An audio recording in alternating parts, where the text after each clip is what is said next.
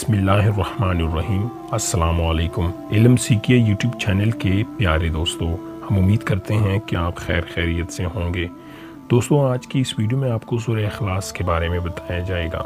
सूरह इखलास की क्या फजीलत है और नबी करीम सल्लल्लाहु अलैहि वसल्लम ने सूरह इखलास के बारे में क्या फरमाया है, आज की इस वीडियो में आपको बताया जाएगा। दोस्तों, 10 पारों की तिलावत करके सोइए।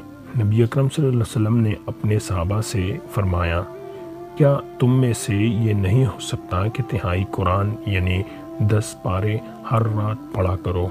सहाबा ने अर्ज़ किया, या रसूलुल्लाह, तिहाई कुरान हर रात पढ़ना तो बहुत मुश्किल है, ये किससे हो सकता है? रसूलुल्लाह सल्लल्लाहु अलैहि वसल्लम ने इरशाद फरमाया, कुल हुवल्लाहु अहद का पढ़ना अजर सवाब में 1/3 कुरान पढ़ने के बराबर है।